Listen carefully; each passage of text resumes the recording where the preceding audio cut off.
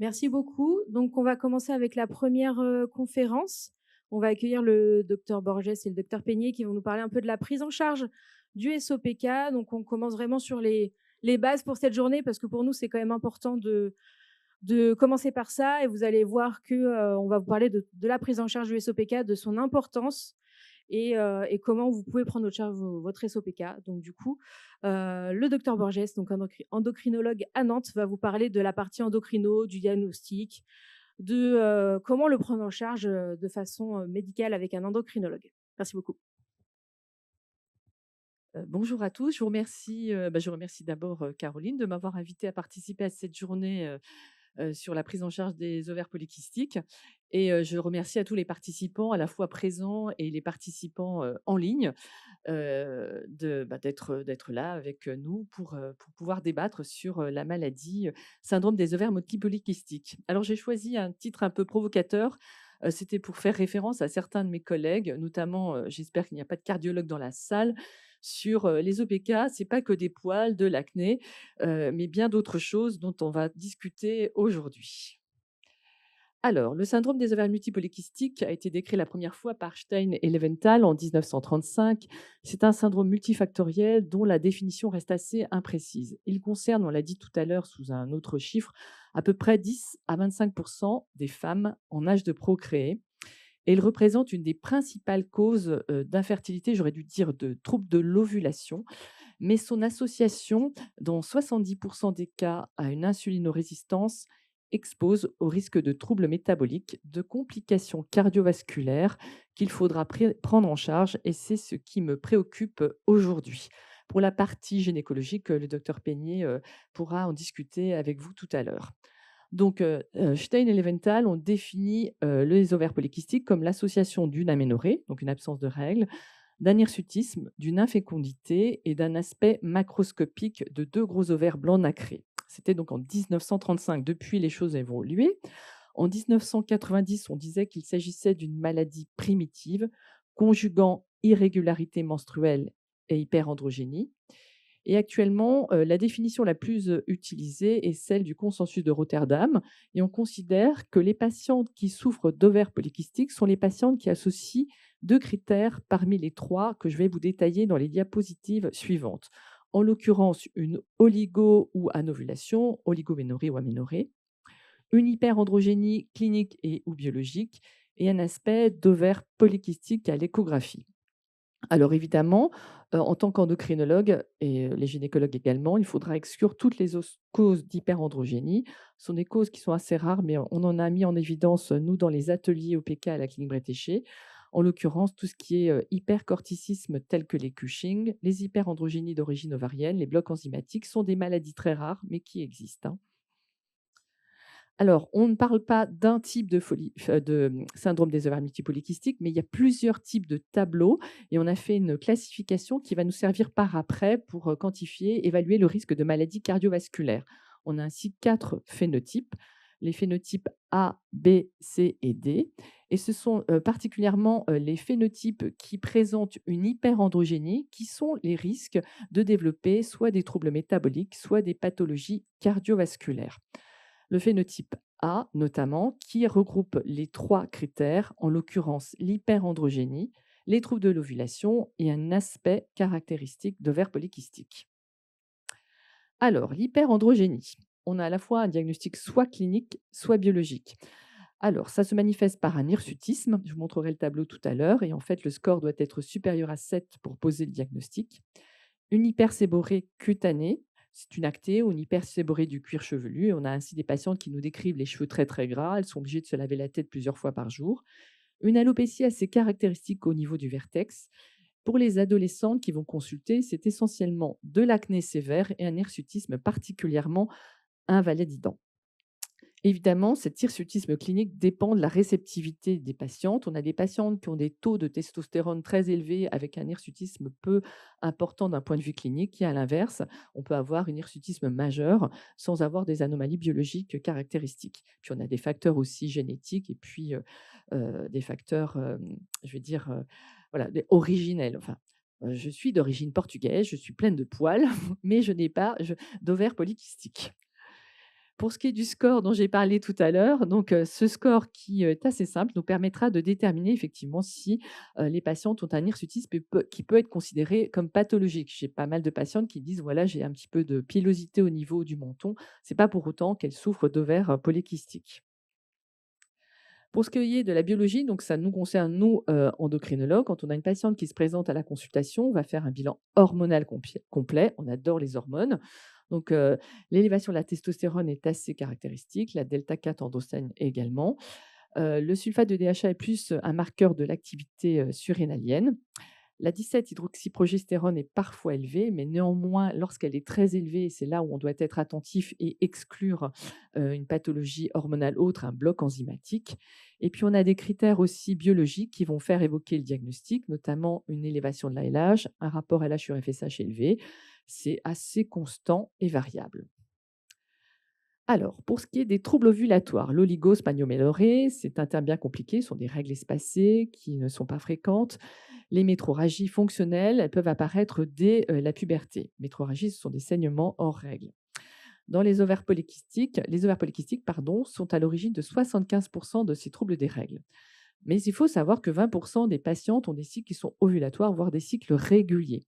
Donc, c'est trois critères, deux parmi les trois, et on a des patientes qui souffrent d'ovaires polykystiques, qui ont des hirsutismes, qui ont des anomalies à l'échographie, mais qui pourront avoir des cycles réguliers, et c'est le facteur un petit peu trompeur. Alors souvent, quand je fais l'atelier, j'anime l'atelier OPK chez mes patientes à la clinique, j'essaye de voir un petit peu, faire un tour de table et de voir avec elles qu'est-ce qu'un cycle régulier. J'ai pas mal de réponses. Toutefois, la plupart du temps, les patientes s'accordent à dire que c'est un cycle de 28 jours. Alors, un cycle inférieur à 35 jours, c'est bien, mais ça dépend aussi du premier moment, enfin des premières règles. Tout ça pour vous rappeler que quand les règles sont survenues il y a plus d'un an et moins de 3 ans, un cycle est considéré comme étant pathologique quand les règles surviennent à moins de 21 jours, ou au-delà de 45 jours. Au-delà de 3 ans, c'est différent. C'est inférieur à 21 jours ou 35 jours. Donc, il est important de savoir quand ont eu lieu les premières menstruations, si toutefois les patientes ont eu des règles. On peut avoir aussi une aménorrhée primaire. À 15 ans, une patiente qui n'a toujours pas eu ses règles, voire au-delà. J'ai une patiente qui s'est présentée en consultation parce qu'elle avait une absence de règles depuis l'âge de 18 ans. Alors au départ, on est content, on n'a pas de douleur, on peut partir en vacances quand on veut, mais après, il faut s'interroger, c'est pas normal.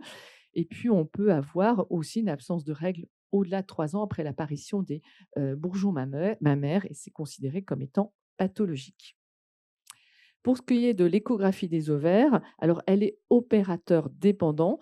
Donc pour notre part, on travaille avec des radiologues qui sont spécialisés dans les ovaires polykystiques ou des gynécologues. Et donc le volume ovarien doit être supérieur à 10 millilitres, mais si la patiente a eu ses règles déjà depuis au moins 8 ans. Il faut plus de 20 follicules en trop. Quand j'étais très, très jeune, puisque je suis un vieux docteur, on disait 15 follicules par ovaire. Maintenant, on parle de 20, voire au-delà, puisque c'est opérateur dépendant. Et puis, on a fait des progrès dans la lecture et dans les appareillages. Et puis, une hypertrophie stromale est assez caractéristique aussi. Donc, on a ici une photo d'ovaire polykystique assez caractéristique avec cet aspect un petit peu en couronne, en chapelet. La nouveauté repose sur le dosage de l'AMH à la place de l'échographie. Toutefois, on doit tenir compte de l'âge de la patiente, de l'IMC, donc c'est le rapport poids sur taille au carré, de la contraception hormonale et du moment du cycle menstruel. Et ce dosage d'AMH est variable en fonction aussi du laboratoire. Alors tout cela pour reprendre un petit peu ce qui a été dit jusqu'à présent, donc 2 critères sur croix pour ne pas surévaluer le diagnostic d'ovaire polykystique et ne pas non plus méconnaître le diagnostic. Alors, les patientes ont un tableau qui est très variable au décours de la vie quand elles souffrent d'ovaires polykystiques. À 15 ans, on va avoir des patientes qui vont consulter soit le gynécologue, soit l'endocrinologue parce qu'elles ont une hyperandrogénie clinique, elles sont embarrassées par leur acné extrêmement importante ou par leur pilosité ou parce qu'elles ont des cycles irréguliers. En discutant avec les collègues de collège ou lycée, c'est pas forcément normal d'avoir ces règles 3 fois dans l'année, même si ça nous arrange. De 25 à 30 ans, les patientes vont plutôt consulter parce qu'elles ont des difficultés à obtenir un bébé ou parce qu'elles souffrent encore d'acné. À 45 ans, c'est plus l'hyperandrogénie aussi qui va perturber les patientes et le diagnostic peut être tardif. J'ai comme ça des patientes que j'ai vues à venir en consultation après avoir eu des bébés sans difficulté et puis elles développent de l'acné, une pilosité anormale et elles s'en inquiètent. Heu, à 45 ans, le motif de diagnostic aussi peut être une intolérance au glucose, un prédiabète. Quand on a une patiente qui n'a pas d'antécédents familiaux de diabète, qui est relativement mince, on peut s'interroger sur un diagnostic d'ovaire polykystique et c'est un diagnostic a posteriori. Et puis une hypertension aussi, chez une patiente jeune, non obèse, ça peut interroger. Et au-delà de 55 ans, les motifs de consultation, c'est le diabète, le foie gras, dont je parlerai tout à l'heure, et plus tard, au-delà de 70 ans, le cancer de l'endomètre. Alors, l'étiologie des ovaires polykystiques reste encore un petit peu très vague. Néanmoins, on a diagnostiqué des facteurs extrinsèques, extérieurs au patient et intrinsèques, et parmi lesquels tout ce qui est environnemental, épigénétique, vous en avez parlé tout à l'heure, de l'environnement, les toxines, le stress. On est actuellement confronté à un stress extrêmement important. Je dis toujours à mes patientes, ne regardez pas la télé. L'alimentation, l'inflammation, mais il y a également les facteurs qui sont propres aux patientes, l'hyperandrogénie, la résistance à l'insuline, dont on va parler, qui est très importante dans les ovaires polykystiques, l'obésité et le stress oxydatif. Quoi qu'il en soit, souvent quand on a des patientes qui viennent en consultation pour une forte suspicion d'ovaires polykystiques, la première question c'est antécédents familiaux. Y a-t-il des antécédents dans votre famille? Et dans 25% des cas, on a soit la mère, soit la sœur, soit une tante qui souffre de cette maladie. Alors, dans les anomalies associées aux ovaires polykystiques, on a l'obésité et c'est quand même 50 à 80% des cas en fonction de l'origine ethnique et de la population étudiée. Et pourquoi? Parce que l'exposition chronique aux androgènes, aux hormones mâles, va exposer à une augmentation de la masse grasse périviscérale et notamment au niveau abdominal. On a également l'insulinorésistance qui concerne 26 à 70% des patientes. Et c'est une situation durant laquelle l'insuline, cette hormone qui permet de contrôler le taux de sucre, est insuffisamment, ne fonctionne pas suffisamment bien pour donner une réponse métabolique normale dans le tissu adipeux, le tissu graisseux, la musculature et le foie. L'insulinorésistance apparaît également chez les patientes qui ne souffrent pas d'obésité. Elle est relativement sévère chez les patientes qui souffrent d'hyperandrogénie et notamment les patientes avec un phénotype A dont j'ai parlé tout à l'heure. Comme les ovaires contiennent des récepteurs à l'insuline, les taux élevés d'insuline provoquent une hyperplasie de la granuleuse, une partie bien spécifique de l'ovaire, et encore plus celle des cellules técales. Donc l'hyperplasie de la TEC augmente le taux d'androgène et ça inhibe la croissance des follicules ovariens, si bien que la plupart des follicules vont se disposer un petit peu en périphérie, c'est ce qu'on a vu dans l'échographie tout à l'heure, et il en résulte le tableau morphologique caractéristique des ovaires polykystiques. Donc, c'est 26 à 70% des cas. Alors, le rôle de l'insuline est relativement complexe, je ne vais pas vous tout détailler, mais il n'empêche, ça stimule la sécrétion de LH par les cellules gonadotropes et ça explique l'élévation de la LH à la biologie. Ça inhibe la synthèse de la SHBG, c'est l'hormone qui porte la testostérone, d'où l'élévation de la testostérone à la biologie. On a un diagnostic clinique, pardon, oulala, comme on revient en arrière, vous m'excuserez, je ne suis pas très douée. Le diagnostic clinique est simple, c'est l'acanthosis nigricans. Il faudra le rechercher systématiquement, notamment au niveau des plis du cou, des sillons mammaires, des creux axillaires et de la vulve. J'ai comme ça une jeune patiente qui m'a dit: «J'ai beau me laver, je ne sais pas si c'est le déodorant, mais j'ai des taches noires au niveau des bras». Et puis, c'est la surcharge pondérale avec notamment un rapport au niveau du tour de taille qui est élevé. Alors, j'avais normalement une photo, je suis désolée, elle n'apparaît pas. Bon, voilà, mais en tout cas, c'est des taches noires qui sont localisées soit au niveau du cou, soit au niveau des creux axillaires, au niveau vulvaire. Au niveau de la biologie, comment diagnostiquer l'insulinorésistance? Bon, là encore, ça peut être complexe. D'une façon directe, on a une diminution de la SHBG. Pour ma part, en tant qu'endocrinodiabéto, je vais doser le sucre, la glycémie, l'insuline et le HOMA. Et avec ça, j'arriverai à voir si ma patiente souffre d'insulinorésistance. Et c'est important pour guider le traitement par après. Le syndrome métabolique est fréquemment associé aux ovaires polykystiques. Les cardiologues le connaissent puisque ça expose au risque de maladies cardiovasculaires et les patientes, quand on regarde un petit peu leur dossier, assez rapidement, possèdent 3 parmi les 5 critères que je vais vous citer. Notamment une glycémie à jeun plus d'1,10 g, c'est une intolérance au glucose, une hypertension et les chiffres c'est 130-85, donc c'est assez rapide, hein. Suivi qu'on a un effet blouse blanche, on arrive rapidement à un 14, pour la valeur systolique. Un bon cholestérol, un HDL bas, à moins de 0,50, une hypertriglycéridémie à plus d'1,50 et puis un tour de taille élevé, sachant que ce tour de taille est fonction entre guillemets de l'ethnie, il n'est pas le même chez les patientes américaines, les patientes asiatiques et les patientes européennes. Pour nous, c'est 80 centimètres. Le syndrome métabolique, le risque est très important chez les patientes adolescentes, mais également chez les patientes adultes. Il est 2,6 fois plus important que de la population générale. Le diabète de type 2 est effectivement plus fréquent chez les patientes qui souffrent aussi d'ovaires polykystiques et c'est souvent un moyen de diagnostic rétrospectif du syndrome des ovaires multipolykystiques. Il est important de faire le diagnostic d'OPK chez les patientes qui sont en âge de procréer. Pourquoi? Parce que ces patientes OPK sont à haut risque de diabète gestationnel et même si elles sont minces. Donc j'ai pour habitude de dire à mes patientes OPK quand elles envisagent un bébé, qu'il faudra faire absolument une prise de sang à 3 mois, un dosage de la glycémie pour s'assurer qu'elles n'ont pas de diabète gestationnel ou une AGPO entre, zut, j'ai vu le temps qui met, oui, je me dépêche, une hyperglycémie provoquée par voie orale entre 24 et 28 semaines d'aménorrhée. Sachant que ce risque de diabète gestationnel est important aussi chez les patientes minces et d'autant plus si elles souffrent d'une hyperandrogénie majeure. Pour ce qui est des troubles lipidiques, donc on a 70 des femmes américaines qui souffrent d'ovaires polykystiques et qui ont des dyslipémies, des problèmes de cholestérol, et je l'ai dit tout à l'heure, notamment un HDL cholestérol bas, et c'est fréquent, et des triglycérides élevés. Pour ce qui est des triglycérides, c'est facile à soigner. Pour le HDL bas, c'est plus compliqué. On a l'alimentation surtout, et là, la diététicienne a un rôle extrêmement important. Les études pour déterminer le risque cardiovasculaire de nos patientes OPK sont variables et discordantes. Il faut toutefois admettre que les patientes OPK, elles ont quand même de nombreux facteurs de risque de développer soit de l'hypertension, soit de l'angine de poitrine, soit un infarctus. Notamment, elles sont souvent insulinorésistantes, elles ont un diabète, elles ont une dyslipémie, un syndrome métabolique que j'ai cité tout à l'heure, et surtout des paramètres inflammatoires élevés. Ces facteurs sont présents chez les femmes jeunes et elles prédisposent au risque d'artériosclérose et au risque de plaques de calcaire, que ce soit au niveau des artères carotidiennes ou au niveau des artères cardiaques. On note notamment une augmentation du risque d'hypertension, notamment chez nos patientes jeunes. Et là encore, c'est ce que je vous disais, c'est un moyen de diagnostic d'ovaire polykystique chez nos patientes. Et il y a également des risques d'insuffisance cardiaque avec fraction d'éjection conservée. Je vous rassure, ça reste quand même modéré. Le but n'étant pas de vous paniquer.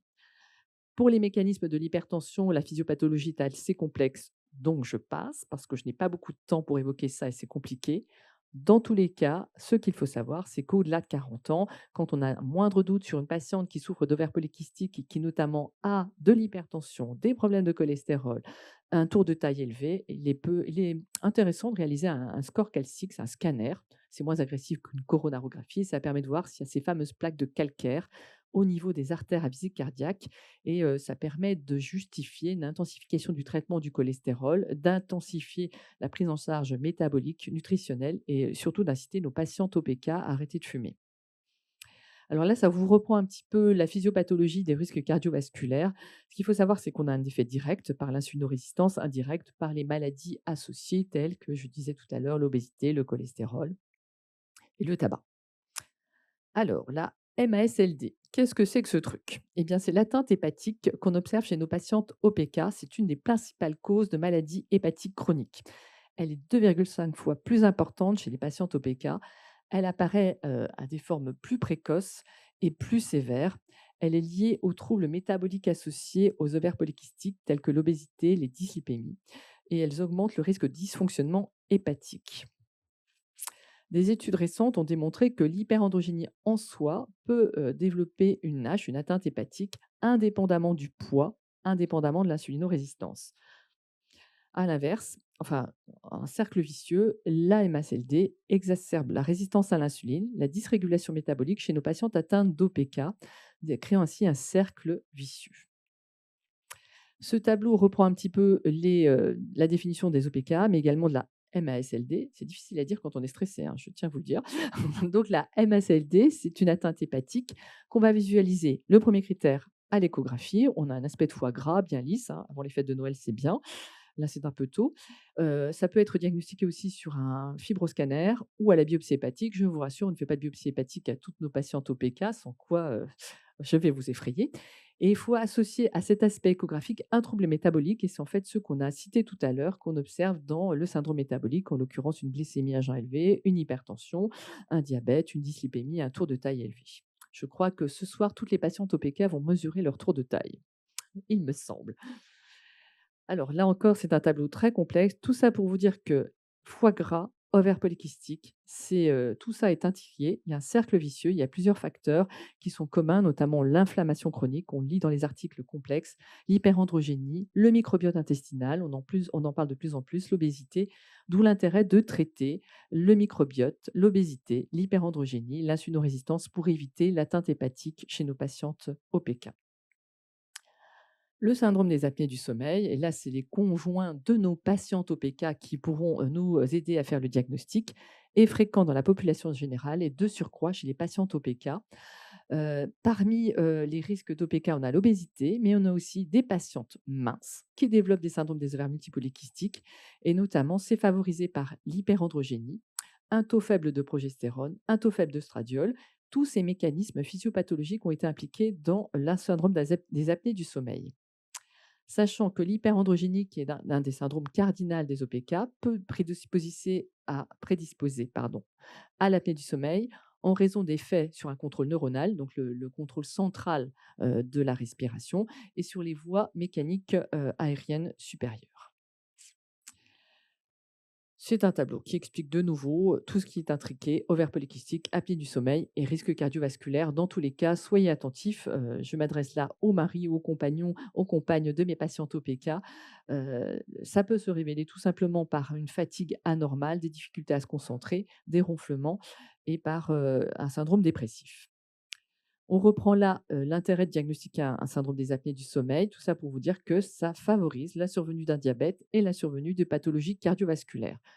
Donc, nos patientes OPK, jusqu'à présent, elles sont à risque de développer une insulinorésistance, un diabète, un foie gras, un syndrome d'apnée du sommeil et des pathologies cardiovasculaires. Je vous rassure, on a des patientes OPK qui n'ont aucun symptôme.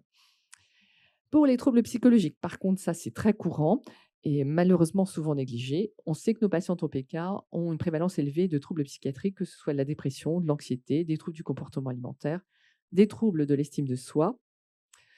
Je pense que Laure va en parler tout à l'heure, notre psychologue spécialisée dans les OPK. Quoi qu'il en soit, il est extrêmement important de prendre en compte la composante psychologique de nos patientes OPK, parce que, comme je vous le disais tout à l'heure, c'est fréquemment négligé et malheureusement, on a peu de psychologues spécialisés dans cette affection. Donc, il faut savoir aussi que l'évaluation de la qualité de vie des patientes atteintes d'OPK est essentielle pour améliorer la prise de soins, la prise en charge clinique de nos patientes. Les cancers, dernière chose, une note positive, il n'y a pas de lien direct entre cancer du sein et les ovaires polykystiques, sachant par contre que l'obésité en soi constitue un facteur de risque de cancer du sein. Pour les cancers de l'endomètre, par contre, il y a un risque accru. C'est pour ça que je disais qu'au-delà de 55 ans, un suivi gynécologique reste de rigueur, même chez les patients qui ne souhaitent plus de bébé à cet âge-là, puisqu'il y a ce risque accru de cancer de l'endomètre. Pour ce qui est du cancer de l'ovaire, les données sont assez contradictoires et pour ce qui est de la trompe, de Fallope, de la vulve, la qualité des preuves est hétérogène. Ce qu'il faut retenir, c'est qu'il y a un risque accru de cancer de l'endomètre, d'où l'intérêt d'un suivi de nos patientes à vie. Le traitement doit être individualisé à chaque patiente. Premier traitement, modifier le mode de vie avec une alimentation optimale, une activité physique adaptée, et là je coach mes patientes, un sommeil le plus réparateur possible, réduction du stress, là c'est le rôle de l'or, et arrêt du tabac. Pour ce qui est de l'alimentation, bien, c'est notre super diététicienne qui va vous en parler tout à l'heure. Le but, c'est de perdre au moins 5% du poids parce que ça va permettre d'améliorer le cycle ovulatoire, de restaurer les cycles et ça va permettre aussi d'augmenter le taux de grossesse spontanée. Donc, elle est essentielle. Le régime, c'est plutôt, enfin régime, ou un équilibre, une alimentation plutôt de type diabétique, hypocalorique, fractionnée, notamment chez les patientes qui souffrent d'insulinorésistance. La metformine, on a le monsieur Merck qui est là aujourd'hui. Ça reste d'actualité. C'est le premier traitement que j'instaure chez nos patientes avec une insulinorésistance à un HOMA élevé. Le problème, c'est que le traitement occasionne souvent des troubles digestifs à type de diarrhée. C'est une cause d'arrêt. Ça permet d'améliorer le BMI, mais ça réduirait aussi un certain nombre de paramètres biologiques. Les réponses sont très variables. On a des patients qui vont perdre du poids avec la metformine, d'autres qui n'en perdront pas. J'essaye le traitement en général 3 à 6 mois, ça ne marche pas, j'arrête. L'intérêt, c'est que ça va permettre aussi d'améliorer les troubles de la fécondité. Je passe, puisque c'est relativement complexe et qu'il ne me reste que 3 minutes et j'aimerais parler de tout. 5 minutes. Oh, voilà. Les analogues du GLP-1, c'est l'actualité, donc là, je vais m'attarder sur les analogues du GLP-1. C'est quoi? C'est le Saxenda, c'est aussi Wegovy qui va sortir, mais c'est aussi, Mounjaro qui va être remboursé. Oui, on est content, on a obtenu l'accord du remboursement chez nos patients diabétiques, mais également les patientes en obésité. C'est quoi cet analogue du GLP-1? Ça améliore la contrôle glycémique, l'insulinorésistance, la perte de poids. Ça peut améliorer aussi, régulariser un peu les cycles. Une action combinée du GLP-1 et de la metformine, c'est fantastique quand c'est bien toléré pour ce qui est de l'aspect digestif. On a de bonnes réponses. Et puis le tirzapatide, c'est donc le Mounjaro qui a obtenu l'accord de l'HAS chez nos patientes OPK. En tout cas, je l'espère. Ça réduit le poids, ça augmente la sensibilité à l'insuline. Ça a un mécanisme double et du coup, ça réduit les effets indésirables en lien avec le Saxenda ou l'Ozempic pour les patients diabétiques. Et ça marche super bien sur l'insulinorésistance, le diabète, le poids. Enfin, je suis ravie. Enfin, on a des nouvelles positives aujourd'hui. Pour ce qui est de la chirurgie bariatrique, ça reste un traitement possible, d'autant que ça améliore quand même de façon considérable le BMI, la glycémie, l'hypertension et tous les facteurs de risque cardiovasculaire chez nos patients OPK. Ça améliore aussi l'hyperandrogénie biologique. Néanmoins, attention, à partir du moment où on subit une chirurgie bariatrique, et c'est le plus souvent chez nos patientes jeunes, une sleeve gastrectomie, il faut attendre 12 à 18 mois avant d'envisager une grossesse. Et puis, ça nécessite un suivi extrêmement important pour ne pas avoir de carence vitaminique qui pourrait nuire au développement du bébé. Je parle ensuite des autres traitements. Là, c'est plus pour l'aspect lipidique, le traitement par statine. On l'a vu, c'est important pour les patientes qui ont des ovaires polykystiques avec des troubles dysmétaboliques et notamment du cholestérol. Les antiandrogènes, je pense que ça sera évoqué par notre gynécologue. On l'évoquera tout à l'heure lors des ateliers. Le myoinositol, ça va être évoqué par notre gynécologue probablement, puisque ça a un impact positif sur la fertilité, mais également sur le sucre. J'ai lu quelques articles pour préparer cette conférence et il y a des choses intéressantes sur la vitamine D. Pourquoi pas? La vitamine E, l'acide folique et les oméga 3. La médecine à base de plantes, je ne suis pas contre. Il y a pas mal de choses qui sortent aussi sur la cannelle, le cumin, la poudre de graines de lin, la marjolaine, la réglisse. Pour moi, tout est bon, on peut essayer. C'est basé sur des choses scientifiques. Et puis l'acupuncture chez nos patientes OPK qui ont des phénomènes douloureux ou qui sont stressées par l'intermédiaire de la stimulation du nerf vague, ça aurait un rôle anti-inflammatoire puisque l'inflammation est extrêmement importante dans le développement des ovaires polykystiques. Elle est également importante, l'acupuncture, dans les troubles thymiques et notamment la dépression et ce qui est très intéressant, c'est, j'ai lu tout un article sur l'acupuncture avec la stimulation du nerf vague auriculaire, c'est pas invasif, ça semble marcher. Là encore, on a des preuves scientifiques et ça permet de limiter les prises médicamenteuses chez nos patients OPK qui vont déjà prendre un traitement pour l'hyperinsulinisme, pour la dyslipémie, pour l'hypertension. Et chez les patientes réceptives, c'est super intéressant. J'en ai parlé avec le médecin de la douleur qui intervient à la clinique chez nous dans nos ateliers. On a également de bonnes réponses avec l'acupuncture ou les TENS. Donc, il y a des solutions autres que les solutions médicamenteuses. Et dernier point, j'ai lu tout un article également sur les symbiotiques, l'association de pré et probiotiques du microbiote intestinal, puisqu'il est promoteur dans le syndrome des ovaires polykystiques. La supplémentation symbiotique a démontré une amélioration de la sensibilité à l'insuline, du profil lipidique, une réduction de l'inflammation systémique. On a 1000 milliards de bactéries au niveau de l'intestin et on commence à trouver des voies pour modifier un petit peu cet intestin qui est à la fois à l'origine des ovaires polykystiques, de l'obésité, du diabète, voire du risque cardiovasculaire. Je suis très enthousiaste. Je vous dis, j'ai lu pas mal d'études concernant cette prise en charge. Pourquoi pas? En tout cas, c'est pas néfaste. La problématique, c'est que on a beau prendre des pré-probiotiques, ça marche 2 3 mois et puis après, ça marche plus parce que notre propre microbiote va reprendre un petit peu le dessus. Je pense que la prochaine voie thérapeutique et j'ose espérer ne pas faire bondir mes collègues médecins, ça sera, justement le biais de l'alimentation pour modifier ce microbiote et pour réduire le risque cardiovasculaire, le risque de diabète, le risque d'obésité et j'ai lu encore pour la petite anecdote et ce sera le mot de la fin, toute une étude qui concernait 2000 patientes et la prise de kéfir, simplement du kéfir. Je pense que mon amie diététicienne va confirmer un petit peu ce que je vais dire. Le kéfir, pour celles qui le supportent et celles qui aiment ça, parce que c'est un petit goût quand même particulier, permet d'améliorer les troubles digestifs en lien avec les OPK. Ça permet aussi d'améliorer notre fameux HOMA, le rapport insuline et glycémie. Alors pourquoi pas conseiller aux patientes OPK, outre la metformine qui déglingue les intestins, les analogues du GLP-1 qui s'administrent par voie piqûre, pourquoi pas parler du kéfir avec les diététiciennes et puis les autres intervenants, parce que ça pourrait effectivement être une voie thérapeutique. Donc ça peut être choquant de la part d'un médecin, mais je suis très ouverte. Caroline confirmera mes dires. Alors tout ça, c'est pour parler du microbiote intestinal, mais on l'a dit. Je souhaitais vous dire merci de votre écoute. J'avais une super photo qui n'apparaît pas. Je suis très déçue sur Paris. Merci aux Parisiennes, merci aux non-Parisiens, merci à tous en tout cas de m'avoir écouté, de m'avoir reçu. Et j'espère vous recevoir pour ma part l'année prochaine à Nantes, n'est-ce pas? On en a déjà parlé pour le prochain symposium où là, j'espère aussi pouvoir évoquer des nouveautés thérapeutiques et pouvoir discuter des effets en pratique du Mounjaro, pardon, du tirzepatide et puis du Saxenda. Merci beaucoup.